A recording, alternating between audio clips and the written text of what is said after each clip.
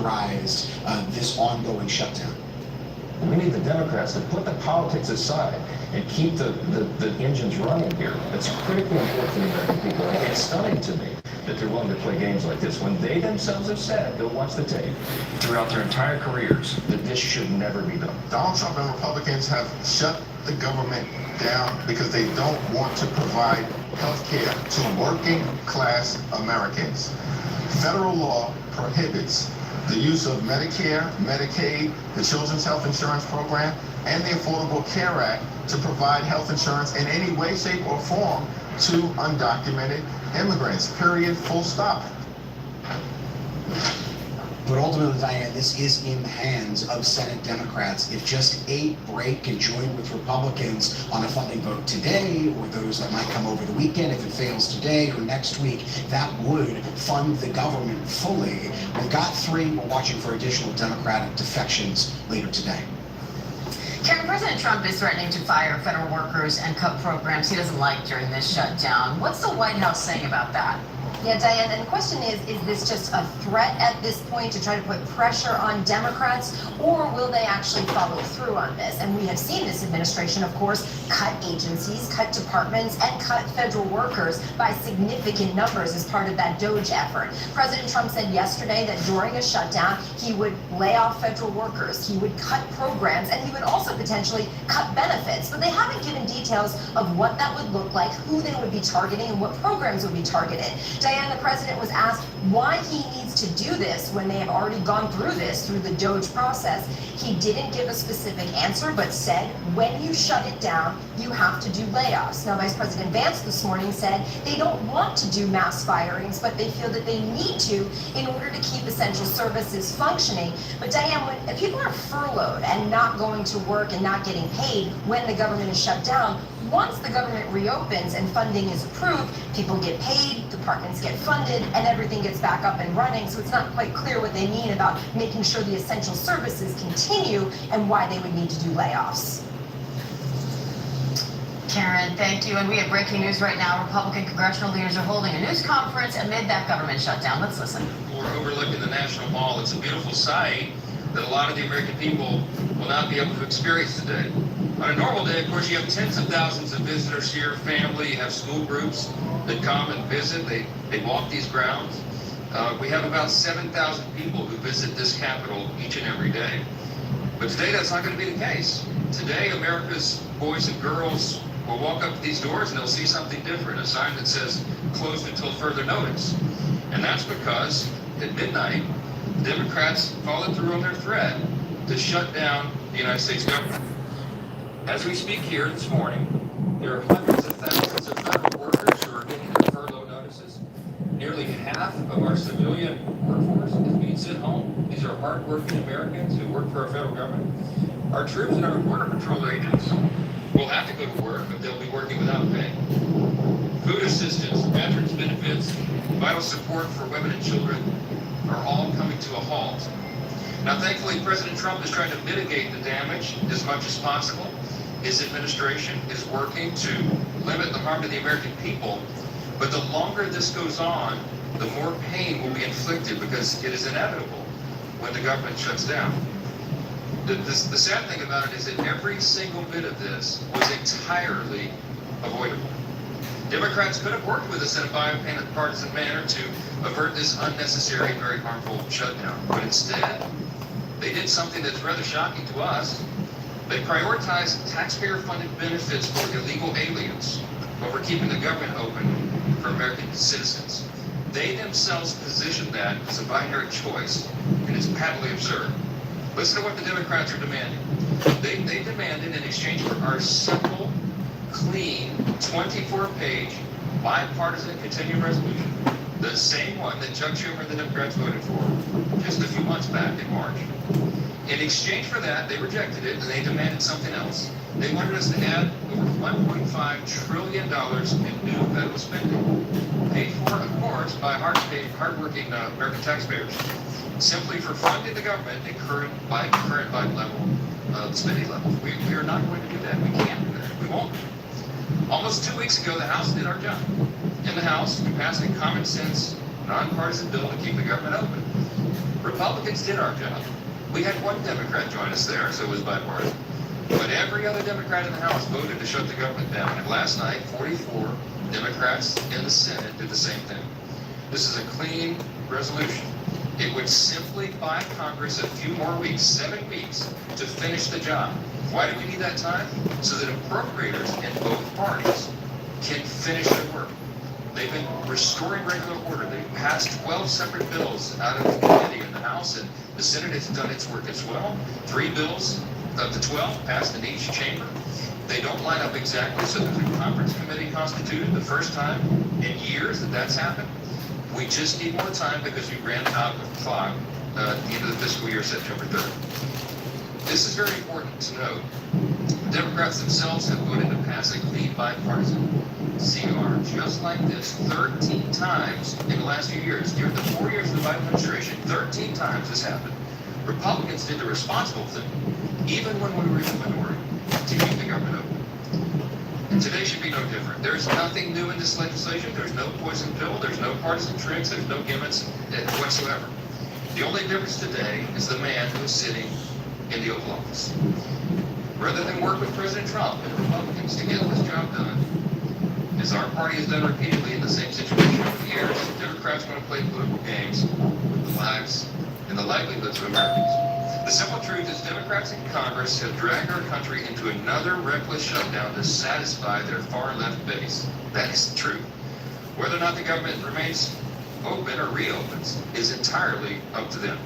There's still time for Democrats to pass this clean bipartisan bill that's sitting before them, and we encourage our Democrat colleagues to do that. I certainly pray they'll come to their senses soon, do the right, responsible thing.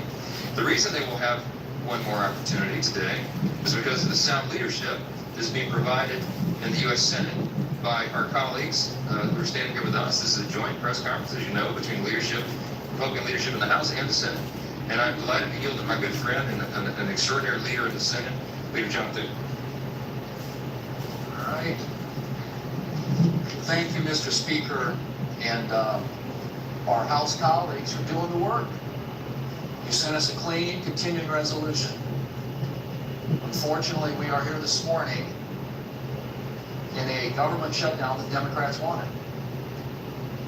Chuck Schumer, at the behest of a bunch of liberal, far-left activist groups, has walked his Democrat colleagues into a boxed canyon. There's no way out, folks. There's no way out. This could have been avoided. It's totally unavoidable. And everybody's now asking the question, how does this end? Well, it ends when the Senate Democrats pick this bill up, passed by the House of Representatives, and vote for it. It's on the floor of the Senate. We're going to vote later this morning on this, 24 pages. Does this look partisan? Does this look dirty to you? 24 pages to fund the government. Nothing more, nothing less, nothing else. The House kept it simple. We kept it simple in the Senate. This is something, as the Speaker noted, that 13 times in the past Senate Democrats have done when they were in the majority and Joe Biden was in the White House. This is a very straightforward issue. It's not complicated. They want it to end. Vote with us to open up the government by voting this out of the Senate today, putting it on President Trump's desk, and he will sign into law. President, House Republicans, Senate Republicans, we're all united on this. And what's interesting now is some of the Democrats are joining us. Our vote last night was a bipartisan vote. There were 3 Democrats that came over and voted with us because they know the strategy is a losing one. And it hurts the American people. It's not about who wins or who loses, who gets blamed in all this. It's about the American people.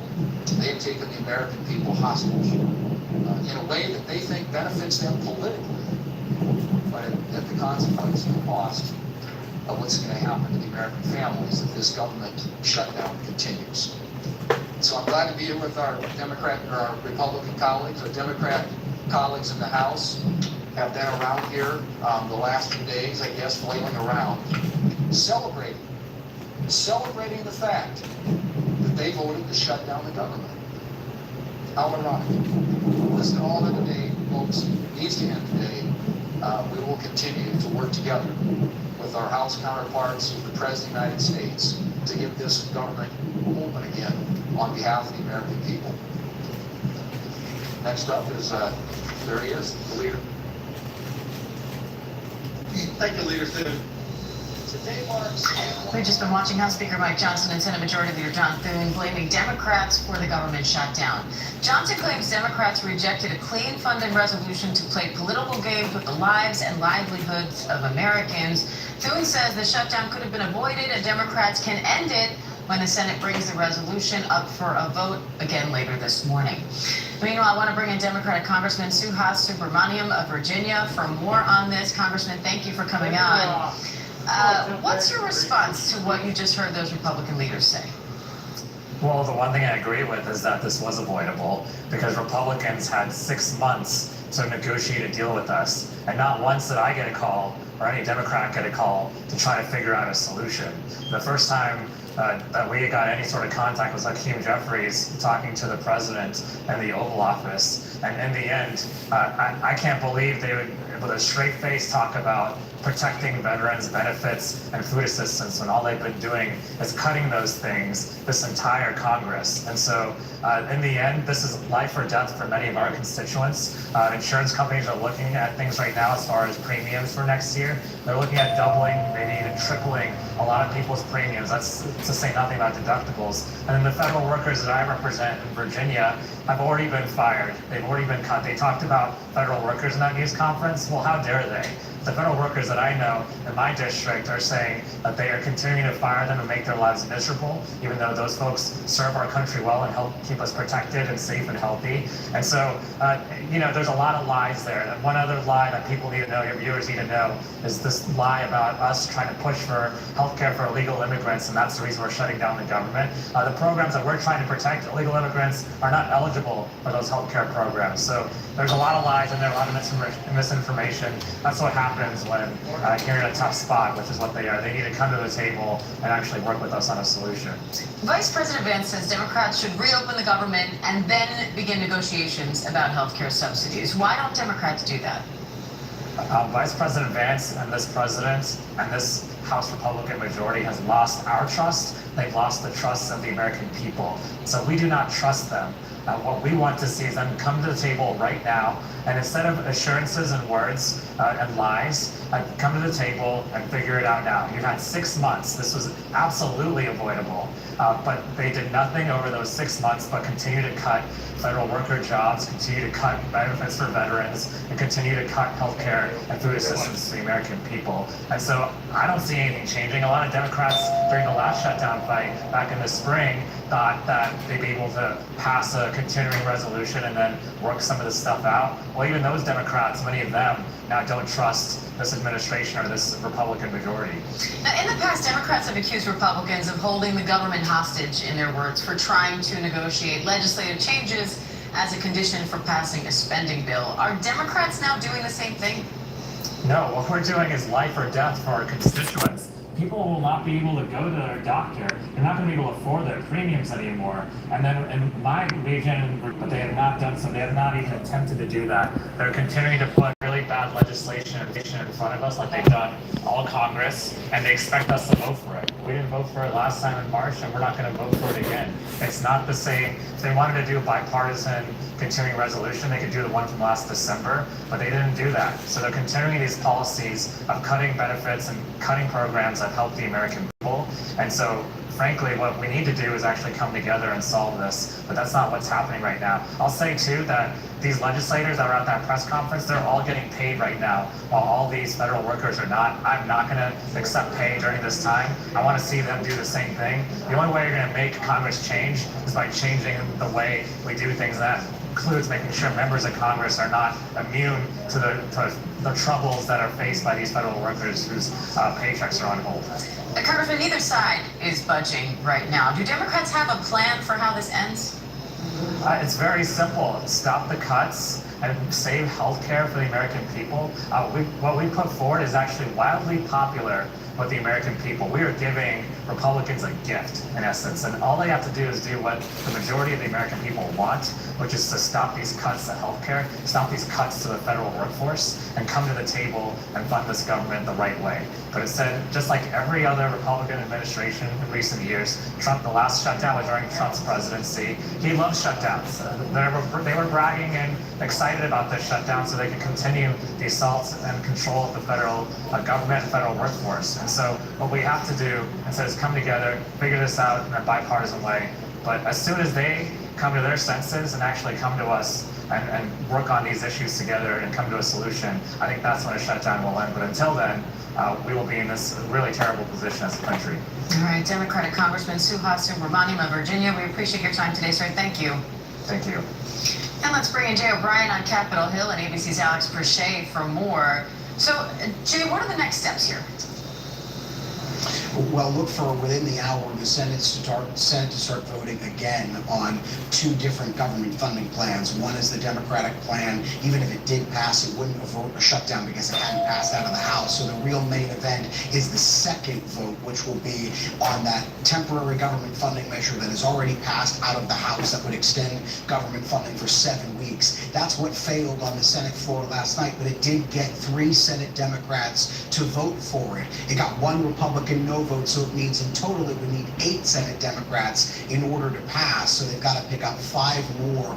Watch to see if there are any Senate Democrat defections in this second vote today, to see if there are any Senate Democrats that are willing to defy Chuck Schumer and defy the argument that Schumer and the congressman just made and other Democrats are making, that they are fighting for health care, that this is a worthwhile fight to try to extend those Obamacare tax credits, rescind some of those cuts to Medicaid, and see if there are Democrats that vote with Republicans to try to end this government shutdown. If we start to see cracks in Democratic resolve, that could turn up the pressure on Chuck Schumer to try to come to some kind of a deal that right now is not in his interest, and he says he's going to continue this fight for health care. So, Alex, what's actually closed now, and where will we see the impact of this shutdown?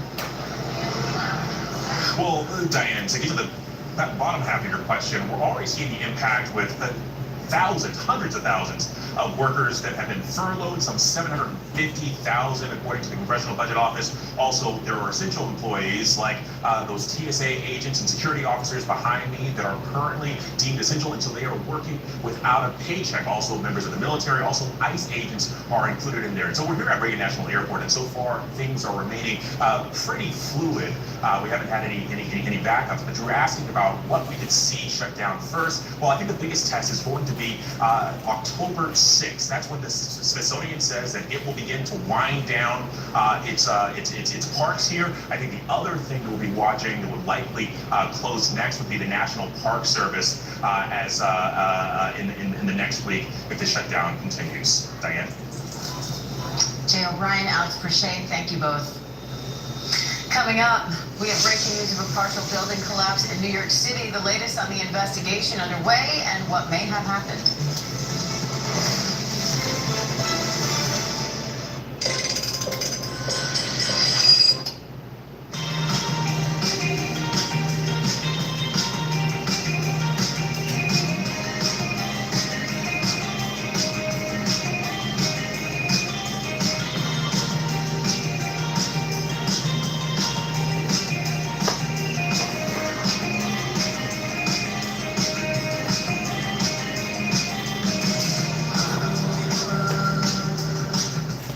Introducing the Robusteel Sport. Equipped with a thick, durable seat and supportive backrest, the Robusteel Sport provides the ultimate solution for combating back and knee pain.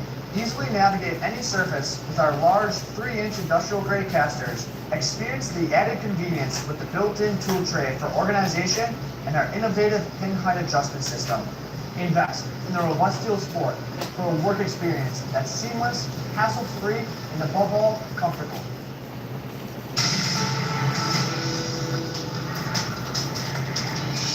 We have breaking news now of a partial building collapse in New York City. City officials say a suspected gas explosion in the 17-story Bronx apartment building collapsed the incinerator shaft. City officials report no known injuries right now, and the rest of the building, they say, appears to be stable, but they say they're searching the area now with drones and dogs to make sure everyone is accounted for.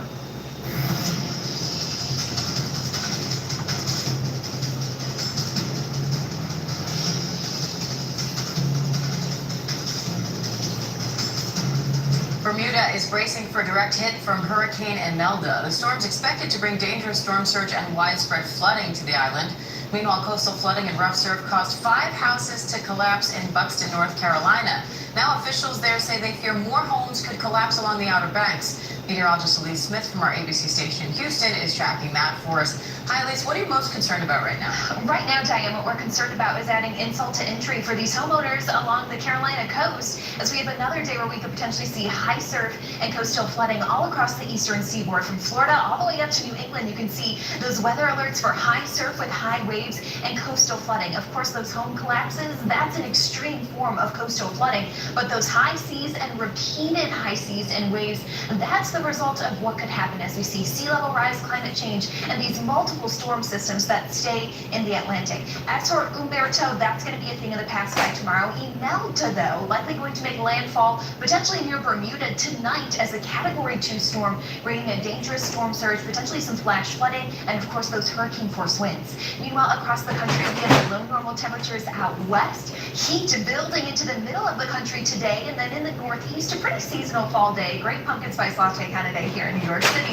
One thing I want to point out, by tomorrow morning, it is going to be quite cold. We have frost advisories and free warnings out across much of New England and the northeast tonight, as temperatures could fall into the low to mid 30s even in some areas. As for the Midwest, though, my hometown of Chicago, we're going to see heat building and very much feeling like summer, with potentially some record high temperatures in Grand Forks, Minneapolis, even Green Bay, getting close to 90 in October, Diane.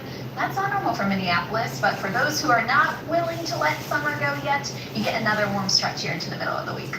All right, Elise Smith, thank you. Coming up, new concerns about long COVID affecting kids. Dr. Patel's here with more on what you need to know to protect your family.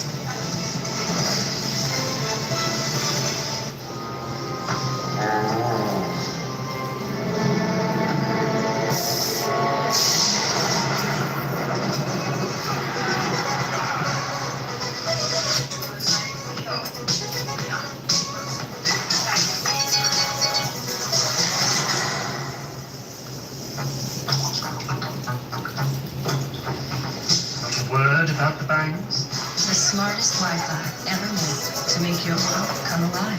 This is my gorgeous Spencer panel bed. It's available in 2 finishes for only $3.99. And this is the matching dresser and mirror, only $5.99. And the matching nightstand, only $1.99. This is what they look like separately. And this is what they could look like together in your home. Plus, when you bundle the bedroom set, you save almost $200. Wow.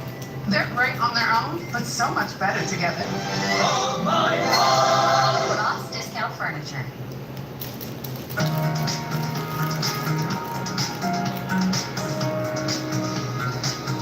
Welcome back to ABC News Live. First, it is time for our weekly segment, But Tell It Like It Is, where ABC News contributor Dr. Lok Patel shares health advice on the topics that matter most to you.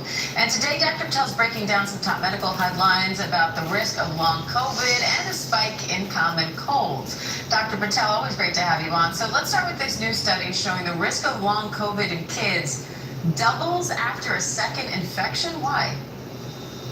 Now, this has long been theorized to possibly be related to COVID, the actual virus lingering in our bodies. And this study shows that after a second infection, these kids actually double their risk of having long COVID. And if you break down those symptoms, they double to triple their risk of having heart inflammation, respiratory conditions, even vascular injury. Now, researchers are still trying to speculate why this may be. It's thought it could be because of immune dysregulation, possibly some vascular or vessel damage, even maybe something that's happening with our metabolic syndrome, our metabolic system. In fact, if you look at long COVID symptoms, usually defined as symptoms lasting for about 2 months, at least 3 months after a COVID infection, there are so many of them. So I'm glad there's more awareness and there's more research hopefully going into treating these patients, which the CDC estimates are over 1 million in the adolescent population. Are they finding that risk regardless of whether or not kids are vaccinated? Researchers have found and suspect that your risk is actually higher with the more severe infection you get. What this research we are talking about is kind of checking right now is that subsequent infections, while we used to think, hey, repeat COVID infections are actually more mild, may actually be increasing your risk of long COVID. So that kind of reminds people that reinfections could actually put you at risk. And researchers did acknowledge that vaccination lowers your risk of not only having a severe infection, but lowers your risk of spreading it to others. So collectively reduces our risk of long COVID. So what else can we do to try to protect our kids from this? I think the biggest thing is to remind everyone that severe infections increase risk, vaccination, and that proper hand hygiene, making sure you're testing signal if you're sick, just reduces the amount of spread overall. Now, even though this study was done during the Omicron wave, which feels like so long ago, by the way, without just 2022 to 2023, the researchers suggest that this could still be happening with current variants. And I want to remind everyone that the symptoms of long COVID can be very subtle, such as poor focus, irritability, perhaps you're losing your breath when you're playing sports. And so if you have these persistent symptoms or your child does, do you want to talk to a doctor about it? Not only because you might think you have long COVID, but also because we want to rule out other conditions that may be causing these symptoms. All right, Dr. Patel, thank you. And if you have any questions for Dr. Patel, just leave him a message on our Instagram feed. He might answer your question right here on Friday. I'm Diane Macedo. The news never stops, and neither do we. We have a lot more news right after the break. Stay with us.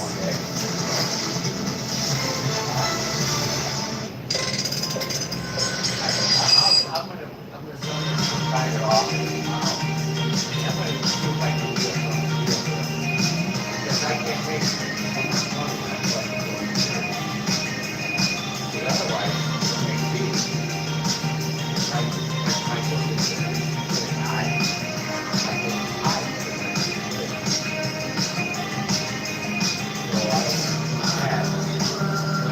like I said, Nausea.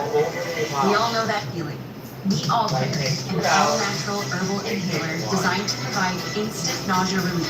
Just one quick breath, and bye-bye nausea. Get back to feeling like yourself with All Clear. Wherever we are, it feels like advance in the week. It's an invitation to come together and brighten the morning.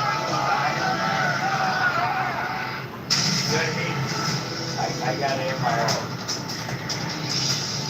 Welcome back to ABC News Live. First, we have breaking news. Search and rescue efforts are underway in the Philippines after one of the country's strongest earthquakes in a decade. The 6.9 magnitude quake hit the central Philippines overnight, toppling buildings and killing dozens.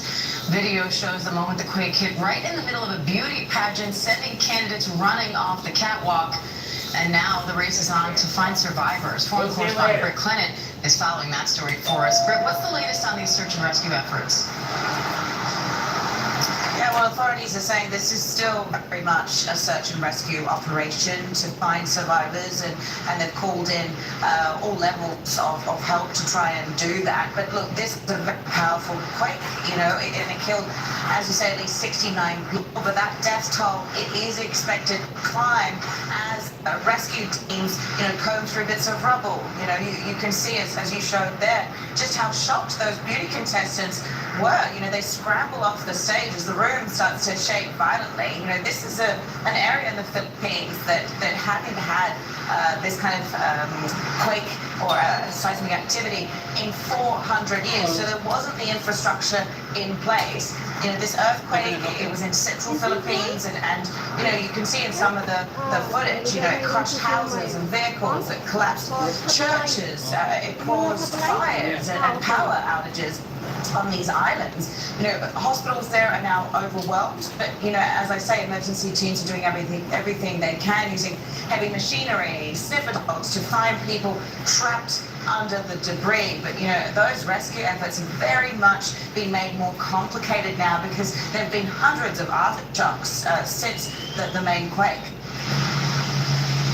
All right, Britt Clinton, thank you. And rescuers are racing to save nearly 100 students trapped after a deadly school collapse in Indonesia. Authorities say the top floor came crashing down while the school was undergoing an unauthorized expansion. Now, some of the teams have been trapped for 2 days. At least 3 people have been confirmed dead and 100 others injured, with those numbers expected to rise. And Munich's Oktoberfest fairgrounds are closed after a bomb threat and deadly explosion. German police say the two incidents are connected. Now they say one person is dead as they search for a suspect. ABC's Lama Hassan is following that story. Lama, what's the latest? Hey Diane, a bomb threat has triggered a massive security response in the city of Munich, and as a result, German authorities say that Oktoberfest will now be closed until at least this evening. There is also a large emergency operation underway right now in northern Munich after an explosion at a house. One person has been found dead. Police finding other explosive devices in the home. Special forces have been called in to defuse them. Now, it is being treated as a domestic dispute, but authorities believe these two incidents may be connected. Now, as you know, Oktoberfest is the world's most famous and biggest beer festival, already attracting more than 3.5 million visitors. So, Diane, police are not taking any chances. Diane. Lama Hassan, thank you. And the Israeli defense minister says the IDF is close to surrounding Gaza City and warning this is the last chance for civilians to get out. Israel Katz says, quote, those who remain in Gaza will be terrorists or supporters of terror. Now the Red Cross says it's suspending operations in Gaza City and moving its staff out. The ICRC says tens of thousands of Gazans are facing harrowing humanitarian conditions, and it will try to support civilians any way it can from outside the city. And a federal judge says the Trump administration unlawfully used the threat of deportation to silence campus demonstrators. The judge ruled that the administration's policy of seeking to deport pro-Palestinian students